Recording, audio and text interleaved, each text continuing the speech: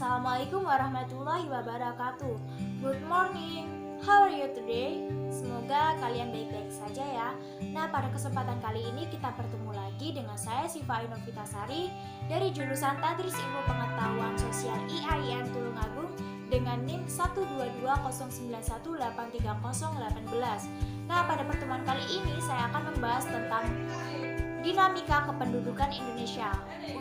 Setelah mengikuti proses pembelajaran pada materi kali ini, peserta didik diharapkan untuk dapat menjelaskan pengertian dari dinamika penduduk. Yang kedua, menjelaskan tentang jumlah penduduk. Yang ketiga, mendeskripsikan tentang persebaran penduduk. Dan yang keempat, mendeskripsikan komposisi penduduk. Yang kelima, mendeskripsikan pertumbuhan dan juga kualitas penduduk. Seperti yang kita ketahui, Indonesia merupakan negara kepulauan dengan potensi sumber daya yang sangat besar. Jumlah penduduknya yang tinggal di Indonesia mencapai 268 juta jiwa menurut Badan Perencanaan Pembangunan Nasional pada tahun 2019. Jumlah penduduk tersebut merupakan hasil dari dinamika penduduk. Lalu apa sih yang disebut dengan dinamika penduduk? Dinamika penduduk adalah perubahan jumlah penduduk pada suatu wilayah yang disebabkan oleh 3 faktor, yaitu kelahiran atau natalitas, kematian atau mortalitas, dan perpindahan atau migrasi. Jumlah penduduk Indonesia berdasarkan data kependudukan dunia pada tahun 2019, penduduk Indonesia menempati urutan keempat di dunia. Lalu siapa sih urutan pertama?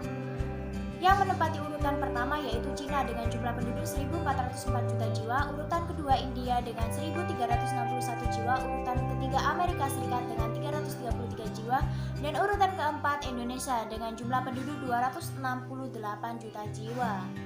Lalu bagaimana ya cara menghitung suatu kependudukan di suatu wilayah? Ada 3 cara, yakni sensus, registrasi, dan survei. Sensus sendiri merupakan perhitungan penduduk suatu negara dengan cara mengumpulkan, menghimpun, dan menyusun data penduduk atau semua orang pada waktu tertentu di wilayah tertentu.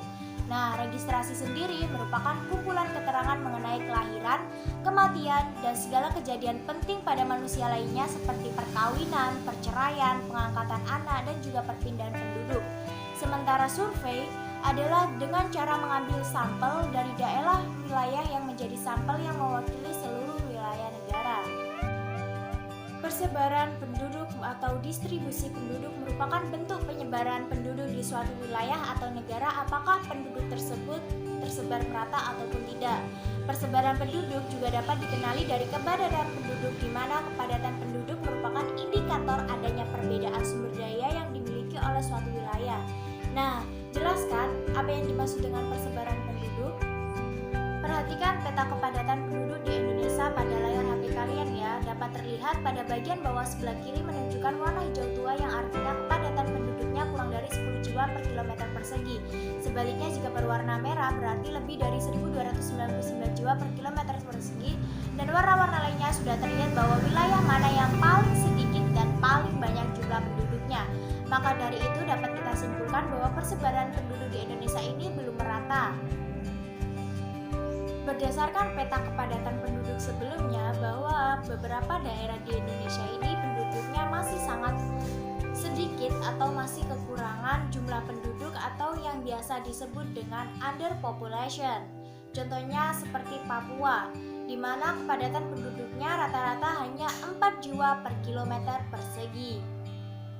Sementara di Pulau Jawa, kepadatan penduduknya mencapai 945 jiwa per kilometer persegi, dan Madura dengan luas 132.000 km persegi berpenduduk 137 juta jiwa pada tahun 2010, sementara pulau-pulau lain di Indonesia dengan luas berkali lipat dari Pulau Jawa, jika seluruh penduduknya dijumlahkan tidak dapat mencapai jumlah penduduk yang berada di pinggir Pulau Jawa. Lalu, mengapa ya Pulau Jawa dipadati oleh penduduk? Adapun alasan mengapa Pulau Jawa dipadati penduduk, yakni yang pertama, daerah Jawa sangat subur dan telah lama berkembang dengan pertanian tradisional. Yang kedua, lokasi sebagian besar wilayahnya mudah terjangkau. Yang ketiga, Jawa merupakan pusat perkembangan politik pada masa pengaruh Hindu-Buddha, Islam, dan masa penjajahan. Yang keempat, saat ini pusat pemerintahan kita berada di wilayah Jakarta.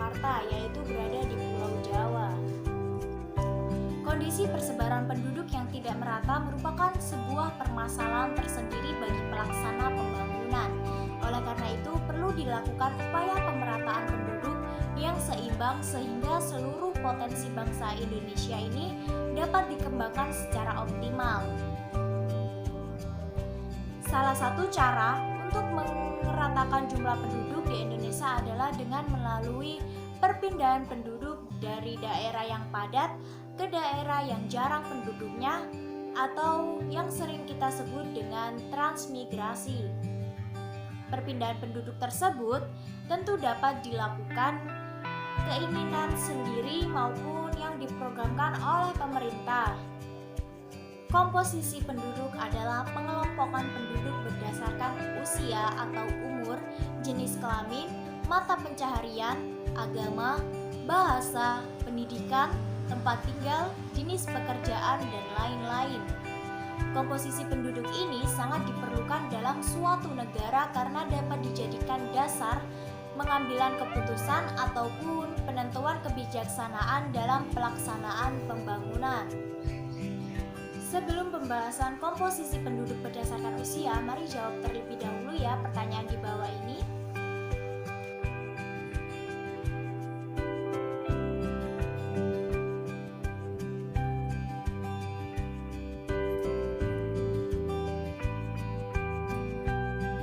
Penduduk berdasarkan usia terbagi menjadi 3. Yang pertama usia tunggal, yang kedua interval usia tertentu, yang ketiga usia produktif dan juga non-produktif.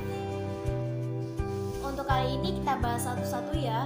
Usia tunggal sering kita sebut dengan usia 0 tahun sampai 1 tahun sampai dengan 60 tahun atau lebih. Sedangkan interval usia tertentu 0 sampai 5 tahun usia balita, 6 sampai 12 tahun usia sekolah dasar, 13 sampai 15 tahun usia sekolah menengah pertama, 16 sampai 18 tahun usia sekolah menengah atas, 19 sampai 24 tahun usia perguruan tinggi, 25 tahun sampai 60 tahun usia dewasa, dan lebih dari 60 tahun merupakan usia lanjut. Sementara usia produktif dan non-produktif 0 sampai 14 tahun merupakan usia belum produktif, 15 sampai 64 tahun merupakan usia produktif, lebih dari 65 tahun merupakan tidak produktif.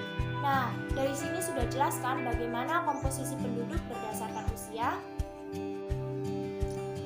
Permasalahan dalam komposisi penduduk ini apabila jumlah penduduk dengan usia di bawah 15 tahun dan usia di atas 65 tahun jumlahnya lebih besar dibandingkan usia produktif, dapat menyebabkan penduduk usia produktif yang menanggung hidup seluruh penduduk usia non-produktif.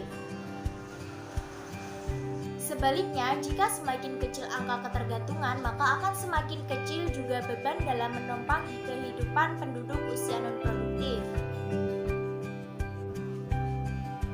Kemudian, komposisi penduduk berdasarkan jenis kelamin.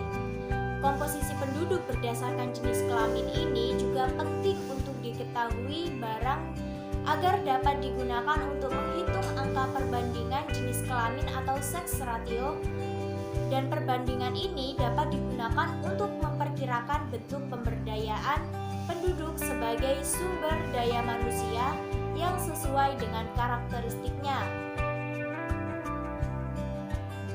Misalnya, berkenaan dengan pekerjaan, tanggung jawab serta bentuk pengembangan, pendidikan dan pelatihan yang sesuai dengan potensi dan juga kemampuan penduduk. Pada zaman dahulu, kaum laki-laki lebih dominan untuk berusaha dan mempertahankan diri. Pada saat itu, teknologi masih sangat sederhana ya, sehingga hanya penduduk yang memiliki tenaga dan kemampuan fisik yang kuat yang dapat bertahan hidup. Akan tetapi, setelah teknologi berkembang dengan cepat dan modern sesuai pula dengan prinsip emansipasi wanita, ternyata hampir semua jenis pekerjaan yang bisa dikerjakan oleh kaum laki-laki juga dapat dikerjakan oleh kaum perempuan. Komposisi penduduk dapat kita lihat melalui piramida penduduk. Piramida penduduk sendiri merupakan suatu grafik mengenai susunan penduduk berdasarkan usia pada saat tertentu yang berbentuk piramida. Piramida penduduk biasanya dikatakan sebagai dua buah diagram batang di mana satu sisi menunjukkan jumlah penduduk perempuan dan sisi lainnya menunjukkan jumlah penduduk laki-laki, di mana kedua diagram tersebut berada pada interval usia penduduk 5 tahunan. Piramida muda atau limas atau ekspansif.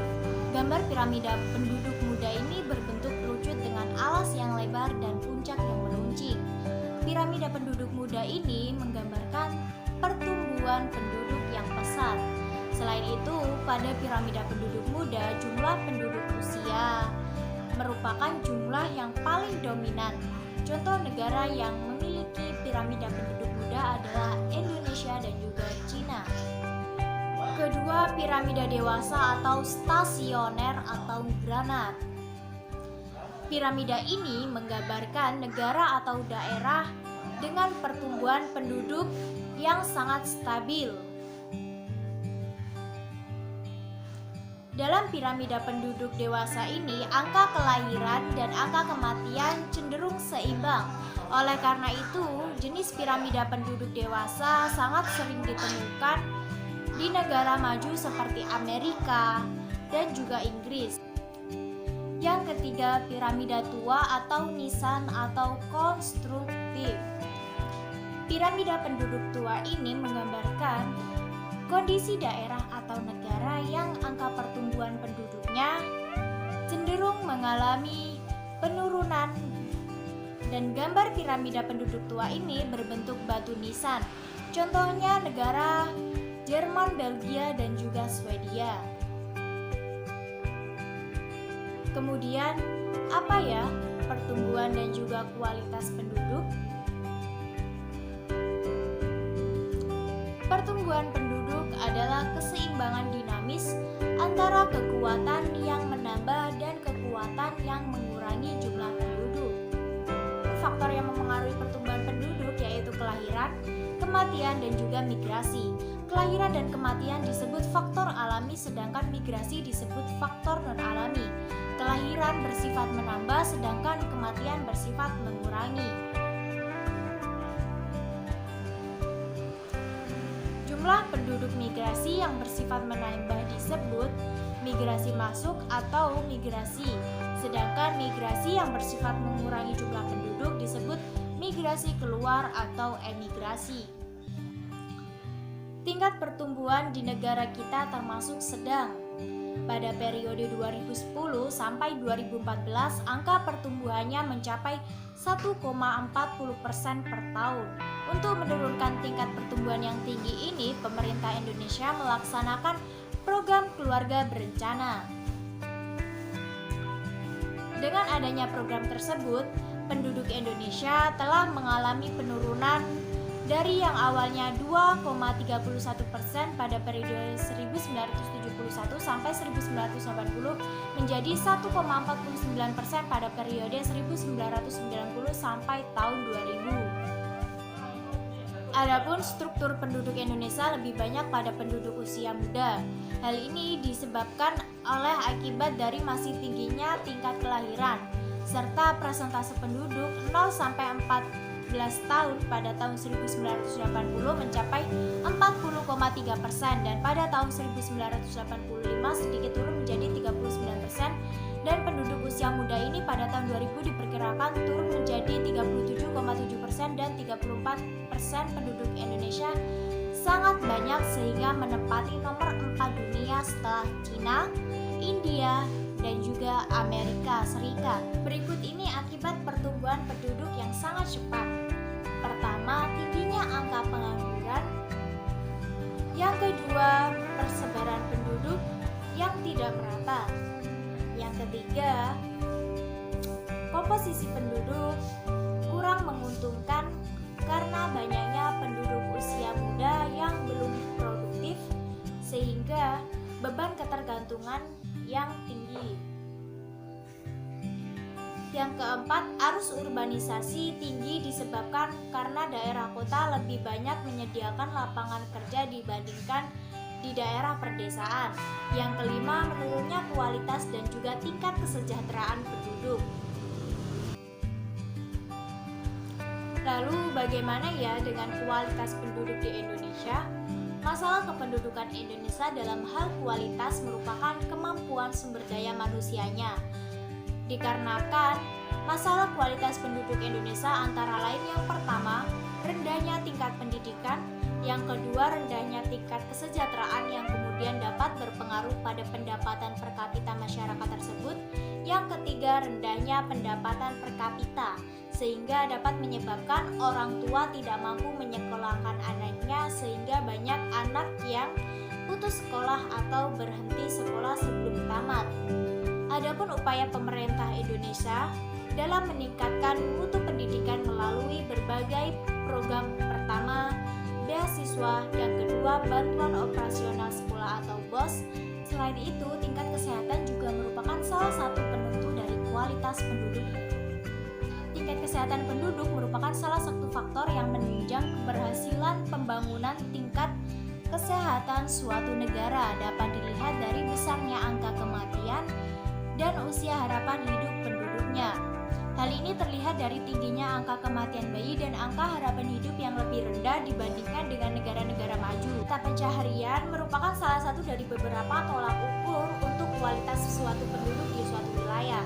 Akibat pertambahan penduduk yang tinggi, maka jumlah angkatan kerja yang tidak seharusnya terserap, bahkan semakin ketatnya persaingan tenaga kerja, maka angkatan kerja muda juga merupakan tenaga kerja yang kurang produktif pun ikut bersaing. Hal ini kurang menguntungkan pada usaha pembangunan secara nasional karena golongan muda yang kurang produktif tersebut merupakan beban. Dan masalah tenaga kerja dan kesempatan kerja merupakan masalah yang harus ditangani secara serius karena sangat peka terhadap ketahanan nasional. Mayoritas penduduk Indonesia juga bermata pencaharian sebagai petani juga berbeda-beda. Kita telah sampai pada akhir pembelajaran. Nah, itulah materi sedikit tentang dinamika kependudukan di Indonesia. Nah, sebelum saya tutup, saya memiliki beberapa pertanyaan yang harus kalian jawab di kolom komentar ya. Sampai jumpa di pertemuan selanjutnya. Sekian dari saya. Mohon maaf bila ada salah kata. Terima kasih. Wassalamualaikum warahmatullahi wabarakatuh.